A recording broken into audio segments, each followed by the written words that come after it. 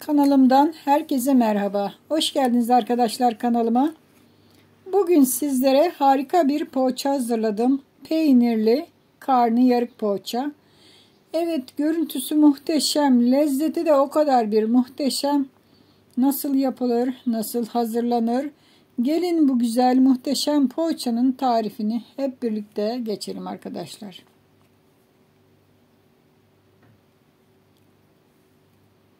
Evet, karnıyarık poğaça yapıyoruz bugün arkadaşlar. Kabımın içine 1 su bardağı süt. Sütüm ılık, her zaman söylediğim gibi. 1 su bardağı su. Yarım su bardağı sıvı yağ.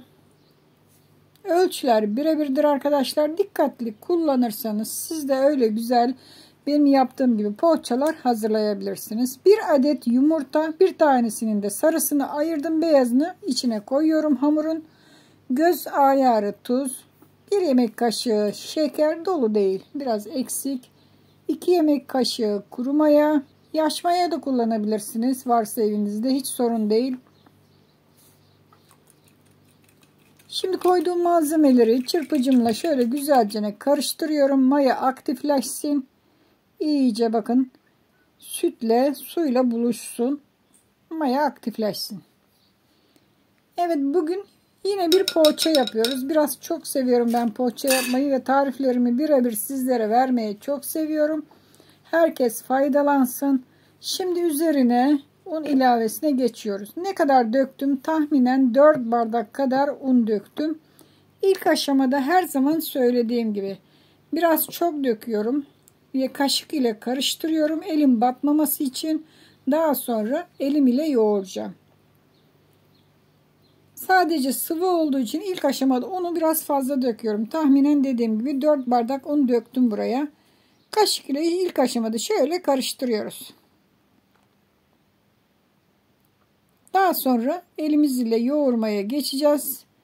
Artık un ilavesini yavaş yavaş ilave etmeye başlıyoruz. Çünkü fazla kaçarsa hamurumuz sert olur ve poğaçalarımız güzel kabarmaz.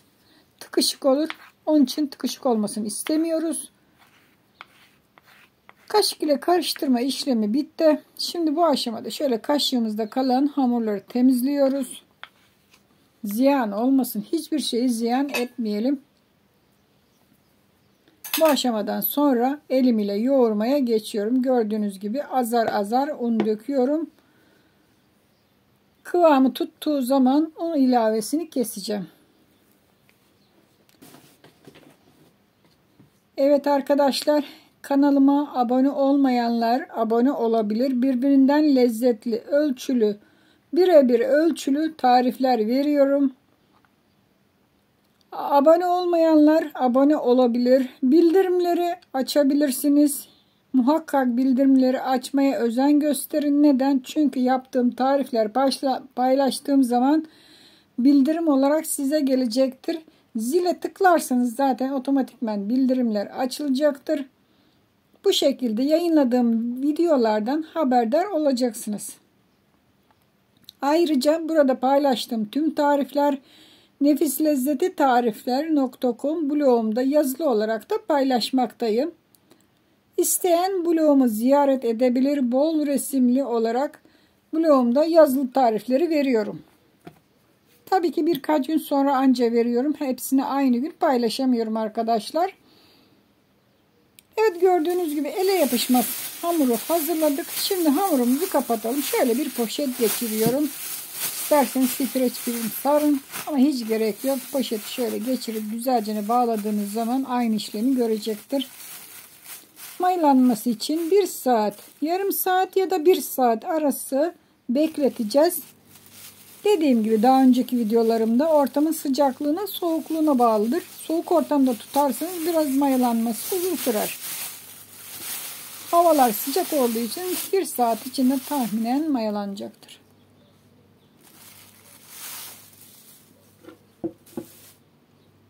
Bugün şöyle bir değişiklik yaptım. Değişik bir poğaça tarifi veriyorum sizlere. Birebir ölçülüdür. Muhakkak ölçüleri takip edin. Evet, hazır olan mayalanan hamuru şöyle zeminin üzerine aldım. güzelce yoğurdum. Özleştirdik. Fazla gazını çıkardık ve hamurdan bakın şöyle topidik toplar koparacağız. Çok da küçücük olmayacak. Ayarını sizlere gösteriyorum arkadaşlar. Bakın elimle sıkarak çıkan hamuru koparıyorum. Öyle minicik minicik olmayacak. Biraz büyük çene poğaçalar hazırlayacağız.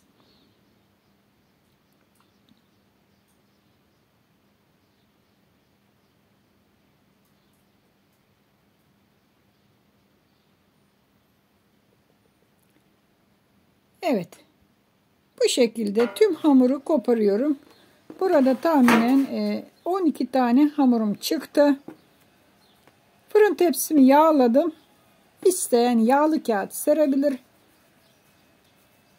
Ben yağladım ve şimdi poğaçaları elimle şöyle biraz daha düzgün olması için toparlayıp düzgün bir şekilde fırın tepsime koyuyorum. Biraz aralıklı olacak şekilde koyuyoruz. Birbirine değmemesi için. Zaten bunlar biraz da tepsi mayasında duracak ve mayalanacak. Onun için yapışma yapabilir. Birazcık aralık olsun. Bakın fırın tepsime tamam iyi geldi. Dediğim gibi 4, 8, 12 adet poğaçamız oldu. Birazcık şöyle üstlerine hafif çene bastırıyorum. Şimdi biraz tepsi mayasında bekleteceğiz. Evet, hazır olan poğaçalarımızı bakın şöyle bir makas yardımıyla tam orta yerlerinden kesik atıyorum. Karnını yarıyoruz. İsmini de buradan alıyor. Karnıyarık poğaça. Bakın şöyle ortalarından kesik atıyoruz. Bu bir mutfak makası ile. Şimdi kesiklerin içine burada benim peynirlerim var. Dilimlediğim peynirlerim var. Bu benim kelle peyniri denir ondan. Erimiyor arkadaşlar söyleyeyim. Erirse yayılır. Peynir eriyen kaşar koyarsanız yayılma yapabilir. İstediğiniz peyniri tabii ki de kullanabilirsiniz. Bu tamamen size bağlı.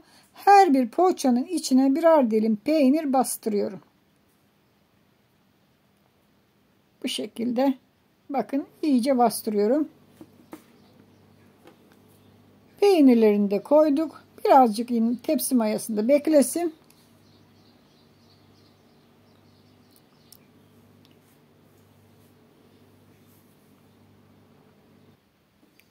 Evet.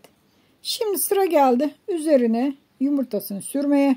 Daha önceden ayırmıştık yumurtanın sarısını. Üzerine bir miktar sıvı yağ döküyorum. Şöyle bir çatal yardımıyla karıştırıyorum.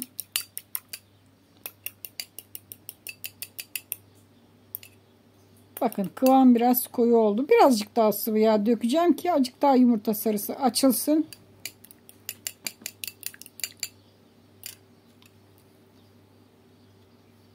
Hazır olan karışımı poğaçaların üzerine sürüyorum. Peynirlerin üzerine sürmüyorum. Etrafına fırdolay yumurta sarısını sürüyorum.